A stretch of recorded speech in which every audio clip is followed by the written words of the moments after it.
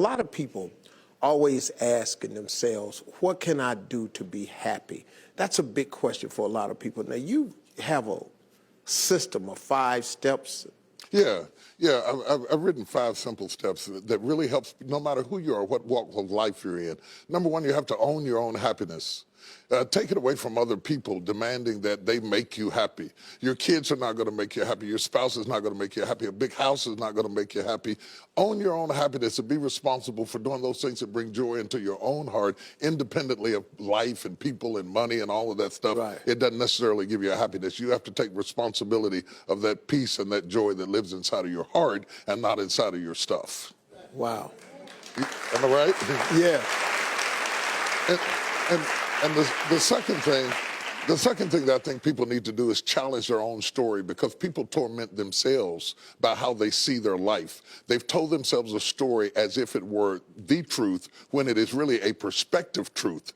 And sometimes you've narrated a story that you beat yourself to death with. Challenge your own story. Change the way you talk to yourself about who you are and what happened to you and what you're going to do in your life. You wrote the script. Change the story.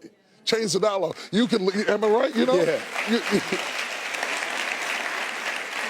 The third thing that I think is very important is to enjoy the journey, not the destination.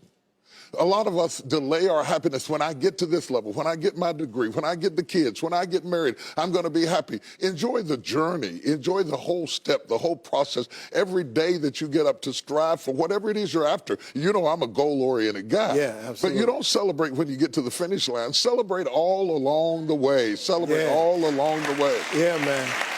You know, that's so true, because I hear people talking about a million, man. When I make $1 million, I'm going to do this right here. Well, look, if you've been making $25,000 a year, and all of a sudden you're making $100,000 a year, I got news for you, man. You need to go eat a piece of cake and put a candle in it or something, because that's a big jump. And like you say, enjoying the journey is just realizing that there's joy in the process. That, and then I put me on my calendar. Put me on my calendar, because I want my attention too. Because if you don't see yourself as valuable, nobody else will. You know, nobody else will. The other point is make relationships count. Making your relationships count, because everything is about relationships. First of all, your relationship with God. That's a very important thing to have, because as long as you know that there's somebody in charge, you don't have to bear the brunt of the responsibility and the weight of what's going on in your life. You can talk to the boss. Okay. Number 2, enjoy your relationship with yourself. If you don't like you, it makes it hard for me to like you. Because people, when you walk into their atmosphere, they draw you into the cosmos of their own drama. And if they're full of drama without you, when you come in, you become caught up in the cyclone of their drama. Enjoy your relationship with yourself. And then anybody else who comes in, they enter into a party you already started. You understand? And then the relationship with your kids, the relationship with your spouse, the relationship with your friends, taking time to enjoy the relationships, because there is no fruit. Nature teaches us that there is no fruit without relationships.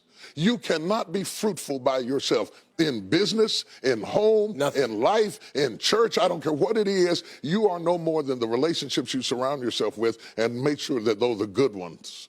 The 5th thing, Now, go ahead. I'm loving it, man. Is this good? Yeah, this is really good. The 5th thing that I really ascribe to is balance work with play. You can't do all of either one and be successful. And to those whom much is given, much is required. And if you work really hard and you're a really diligent person, make sure that you do some play to balance your life out. If you play real hard but you don't work very much, you're going to be fun, but you're going to be hungry. You know what I'm saying? You got to balance work with play. You have to balance that with your children. If you're always a disciplinarian, your daddy going to get you when you get home. I don't want to always be the police in the house. I want to be the fun guy sometimes. Balancing work with play called this not only for you to be holistic, but for people to get a better perspective of who you are. I get on my Instagram and I put crazy stuff. My kids die. Just yesterday, I put me sweating in the gym, saying they said it's going to be fun, but it hadn't gotten fun yet. You know, to let people know that everything is not serious every day. That's too much pressure. We've got way too much pressure on us to be the people we were created to be. You got to enjoy the journey and the process. Like I told my kids the other day, I said, let me explain something to y'all. if something happened to me and mama, I want you all to understand, y'all gonna be around the casket crying because I'm not leaving you everything. I'm just not. I'm gonna spend 85% of my income on me and your mama. Right. Yeah. Right. I'm gonna leave about 5–10%. That's it.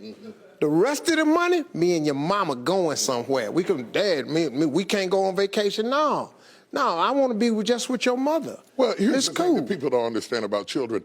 It is not what you leave to them that makes them great. It's what you leave in them. And if you leave enough in them, you don't have to worry about what you leave to them. If you leave more to them than you leave in them, they will run through everything you left to them. Yeah. But if you leave enough in them, you don't have to leave so much to them because they can go out there and make their own way in life. Cool. I'm glad you said that, because now they ain't getting nothing.